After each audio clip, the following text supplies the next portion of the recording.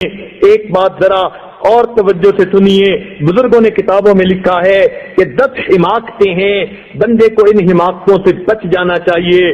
10 باتیں بے وقوفی کی نشانیاں ہیں، ان بے وقوفیوں سے بچنے کی ضرورت ہے اگر گھر اچھا آباد کرنا ہے۔ سب سے پہلی بات کہ ایک بندہ نیکی تو کرے نہیں مگر جنت کی امید رکھے، فرماتے تھے کہ یہ بے وقوفی کی علامت ہے۔ توجہ فرمائیے، کیا فرماتے تھے کہ ایک آدمی نیکی تو کرے نہیں اور جنت کی امید رکھے، یہ بے وقوفی کی علامت ہے۔ نمبر 2، ایک آدمی خود بے وفا ہو اور دوسروں سے وفا کی امید رکھے، فرماتے تھے یہ بے وقوفوں کی نشانی ہے۔ تیسری بات، ایک آدمی کی طبیعت میں سستی ہو اور وہ چاہے کہ میری خواہشیں پوری ہو جائیں، فرماتے تھے یہ بے وقوفی کی علامت ہے۔ سست آدمی کی خواہشیں کبھی پوری نہیں ہوتی، اپنی خواہشوں کو پورا کرنے کے لیے کام کرنا پڑتا ہے، تو فرماتے تھے کہ سستی ہو بندے کی طبیعت میں اور دل میں امید رکھے کہ میری خواہشات، میرے آبجیکٹو پورے ہو جائیں گے، تو یہ بے وقوفی کی علامت ہے۔ نمبر 4، فرمایا کرتے تھے آدمی اپنے بڑوں کی نافرمانی کرے اور امید رکھے کہ چھوٹے میری فرما برداری کریں گے، فرماتے تھے یہ بے وقوفوں کی علامت ہے۔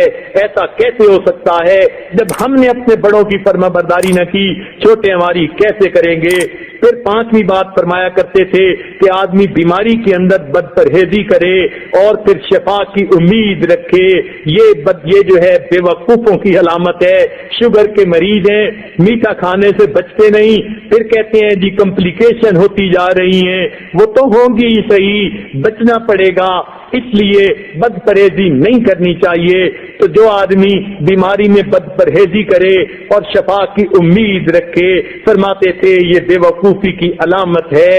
6ٹھی بات فرماتے تھے کہ جو آدمی اپنی آمد سے زیادہ خرچ کرے اور خوشحالی کی امید رکھے، یہ بے وقوفوں کی علامت ہے۔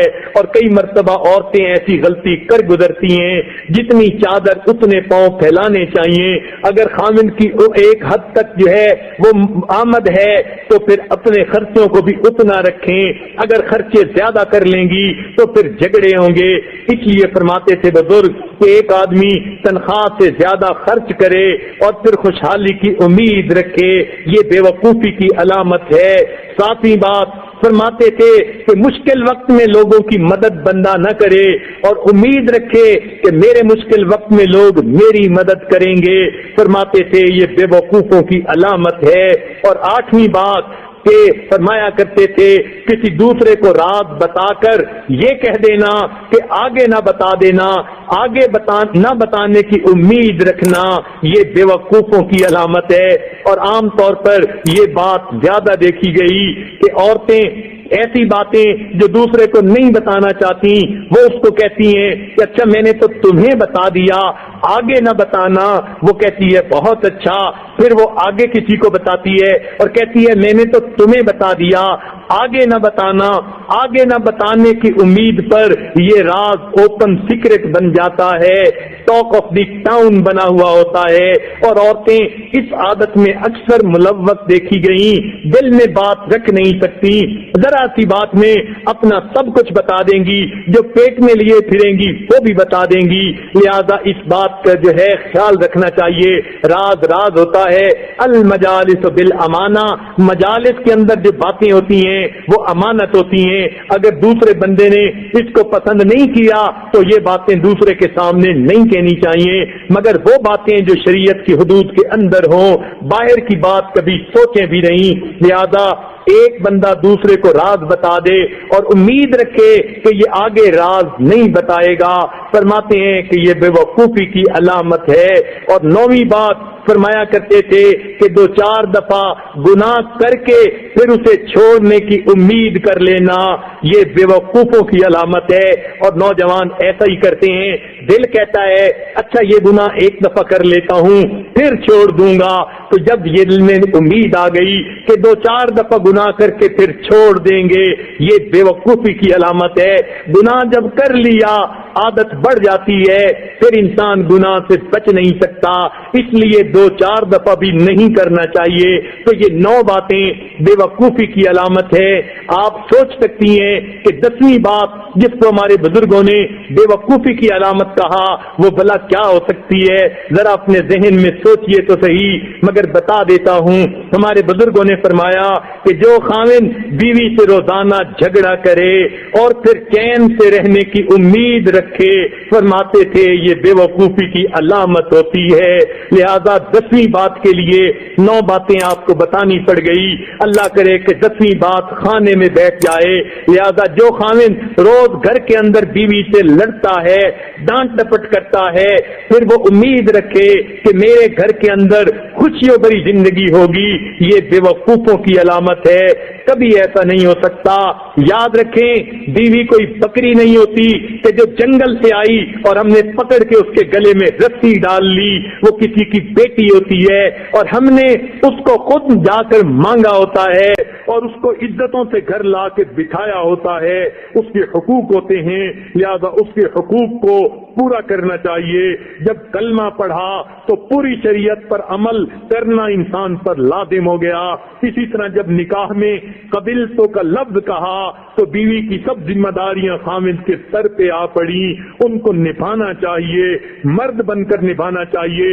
اب ذرا اس پورے مضمون کو یہ عاجز ذرا جو ہے سمیٹتا ہے تاکہ آپ اس بات کی جو ہے پوری جو ہے وہ جو سینٹرل آئیڈیا ہے اس کو سمجھ سکیں کہ بنیادی مقصد یہ ہے خاوند گھر کے اندر پیار محبت کی زندگی گزارے تاکہ گھروں کے اندر الفتیں اور محبتیں ہوں، بچوں کی تربیت اچھی ہو، میاں بیوی خوشیوں بھری زندگی گزاریں، یہ گھر جنت کے گھر کا نمونہ سا بن جائے، چھوٹا سا گلشن بن جائے، پھول ہی پھول ہو۔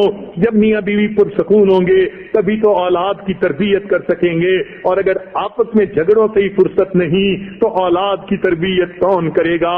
اس لیے کسی نے کہا کہ جب میری شادی نہیں ہوئی تھی میرے دل میں بچوں کی تربیت کے 5 مختلف پلاننگ تھیں، اور اب میری شادی ہو گئی، میرے 5 بچے ہیں اور بچوں کی تربیت کی ایک پلاننگ بھی دماغ میں نہیں ہے۔ یہ ایسا ہی ہوتا ہے، آپس کے جھگڑوں سے فرصت نہیں ہوتی، بچوں کی تربیت کا وقت کہاں سے ملے گا؟ لہذا گھر میں محبت و پیار کی زندگی گزاریے تاکہ بچوں کی تربیت اچھی ہو اور اس امت کو نئی نسل دین چلنے والی بن جائے۔ ایک بات ذرا توجہ فرمائیں اور اس کو جو ہے خامد حضرات ذرا توجہ سے سنیں کہ جب کسی بندے کی کوئی سفارش کر دیتا ہے اور سفارش کرنے والا قریبی ہوتا ہے تو پھر بندہ اس کی غلطیوں کو معاف کر دیتا ہے۔ ہم نے دیکھا سفارش ماں کر دے بچہ مان لیتا ہے، بہن کر دے مان لیتا ہے۔ اب سوچئے اگر کسی کا والد اس کو سفارش کر دے بیٹا بات مان لو تو وہ مان لیتا ہے۔ اچھا ذرا اور سوچئے اگر کسی کے پیر و مرشد اس کو سفارش کر دیں کہ یہ بات ایسے کر لو اور بات بھی اتنی بڑی نہ ہو تو وہ بندہ یقیناً بات کو مان لے گا۔ انہوں نے سفارش کر دی۔ اب ذرا اور سنیے اگر کسی کو موقع ملے دل پر خواب میں نبی علیہ الصلوۃ والسلام کسی کی سفارش کر دیں تو یقیناً وہ اس کا خیال کرے گا میرے آقا نے فرمایا میں اس پر عمل کر لوں۔ ارے نہیں، اس سے بڑی بات کرنی ہے اور آپ کو آج ایک بات سمجھانی ہے۔ اللہ رب العزت نے قرآن پاک میں سفارش کی کن کی عورتوں کی اس لیے کہ یہ کمزور ہوتی ہیں، خامن کے مقابلے میں پروردگار نے کمزور کی سائیڈ لی، کمزور کا خیال رکھا۔ وہ کمزوروں کا پروردگار اتنا خیال کرنے والا ہے، چنانچہ قرآن پاک کی آیت میں فرمایا وَعَاشِرُوهُنَّ بِالْمَعْرُوفِ، اے خاوندو تم اپنی بیویوں کے ساتھ اچھے انداز کی زندگی گزارو۔ تمام مفسرین نے اس آیت کے تحت لکھا ہے ان 2 لفظوں کے ذریعے اللہ تعالیٰ نے بیویوں کی سفارش کی خاوند کو کہ اے خاوند تو اپنی بیوی کے ساتھ اچھی زندگی گزار۔ لہذا مفسرین نے لکھا جو دنیا میں اللہ کی سفارش پر عمل کرے گا قیامت کے دن اللہ اسے جہنم کی آگ میں نہیں ڈالیں گے، فرمائیں گے میرے بندے میں نے سفارش کی تھی تو نے اس کا لحاظ رکھا، چل میں تیرا حساب نہیں لیتا، آج تجھے میں جنت میں بھیج دیتا ہوں. اور جو بندہ اللہ تعالی کی سفارش کا دنیا میں خیال نہیں رکھے گا، پھر جب اللہ کے پاس پہنچے گا اللہ تعالیٰ فرمائیں گے اچھا تو نے میری سفارش نہیں مانی تھی، اب ذرا میں تیرا حساب ٹھیک طریقے سے لیتا ہوں. چنانچہ خاوند پکڑے کھڑا ہوگا، زنجیریں بندھی ہوئی ہوں گی اور ایک ایک بات کا حساب دینا پڑ جائے گا. سوچئے تو صحیح پھر انسان کا کیا بنے گا.